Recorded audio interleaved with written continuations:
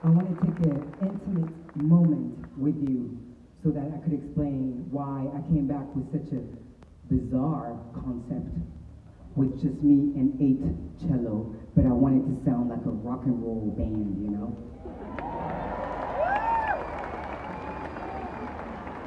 When I started my career, you know, I was already working so hard to become a singer. You know, many, many years and fight and singing everywhere I could find a plug, you know, and sing. And I got signed, did my first album, The Shape of a Broken Heart, with the song You Will Never Know. Yeah.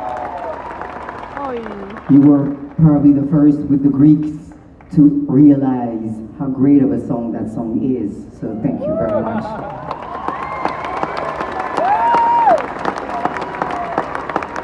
And so, the second album, first tour, second album, The Wrong Kind of War, Don't Be So Shy, went around the world. I did thousands of concerts. It was unbelievable. And then, in the middle of all that, I had my first child. And yeah, so, but I never stopped. I went on tour with our baby. No, don't clap, don't clap, don't clap. That was stupid. That was really stupid. I should have stopped. I should have enjoyed the moment and be with my baby.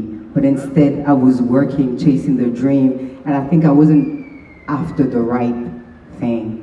And so what happened is I burned out myself. My body could not do it anymore. I did so much. I wanted to be the perfect artist. I wanted to be the perfect mother. And at the end, my body said, no more. So I was like, I'm gonna stop singing. Listen, I came back, obviously, but back then I was done. So I decided to stop singing. I decided to go back to my house, to my son, and rest, you know, and figure it out.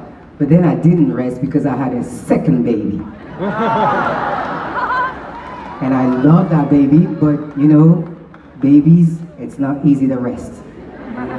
Yeah. People with children, they know.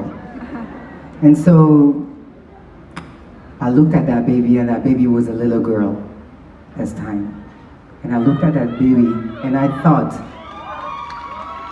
hold on, let me finish the story. I love you too, you know. This is my therapy. Except you're paying for it. Yes. I know. But anyway, I looked at that baby. It was a little girl. And it was like looking at myself. And I was like, I cannot, you know, leave the scene, be defeated. So if I want to come back on stage, I'm going to have to do it on my own term. And I'm going to have to respect myself. I'm going to have to love myself.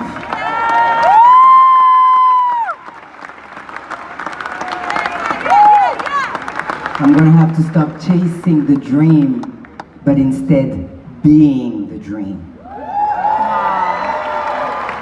So I came back with that project. At first, everybody thought I was gonna be, you know, everybody thought I was crazy, really, to be simple. They were like, well, are you sure 8 cellos, just a voice? Maybe it's gonna be boring. Yeah. I know, right? Anyway, so I had to cast about 80 people to find those incredible musicians that you saw tonight.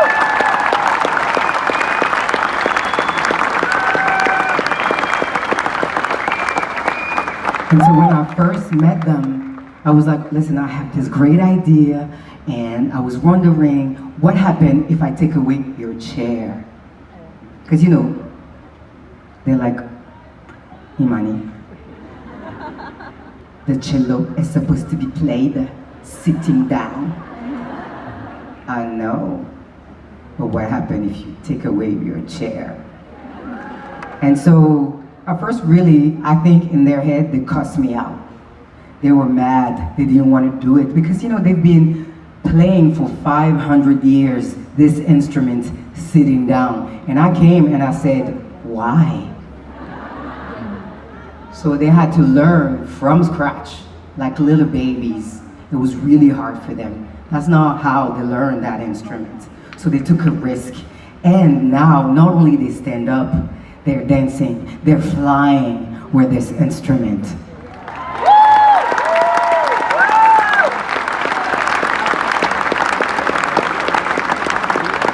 It was a huge, huge risk. But you know what? They took it. And every night, it's a micro-revolution with the hope that for you, it becomes a micro-revolution too. Yeah. Let me explain. I want you to go home after the show, not now. And get rid of the chair that's in your head. Yeah? That chair that says, you're not supposed to do this, you're not supposed to do that, I am too old for this, I am too young, I am too poor, I'm not educated enough, I'm not rich enough, I'm not this, I'm not that. That chair, your own limitation, your own obstacles, I want you to get rid of it and see what happens.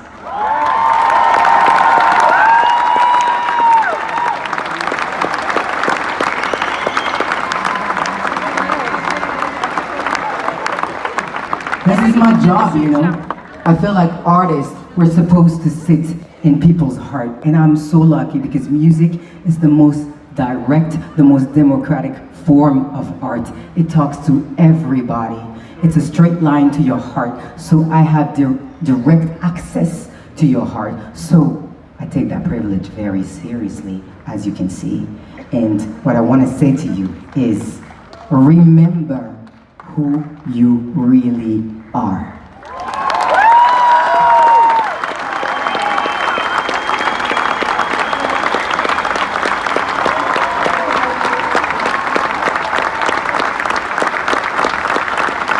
I want you to give it up for this incredible team that has become my family. I know American people say that all the time and they don't mean it most of the time, but I'm French, so I mean it. So please give it up for my boys at the sound of Romain Cabrol and Mathieu Nogues.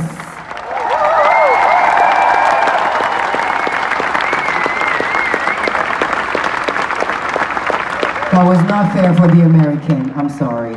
That was not fair. That's okay. They'll get over it. Give it up for Greg at the lights.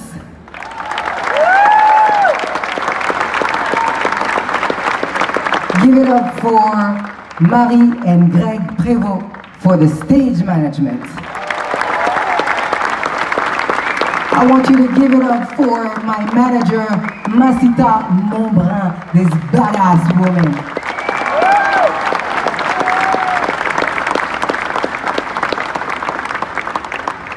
I want you to give it up for Bodana Orega.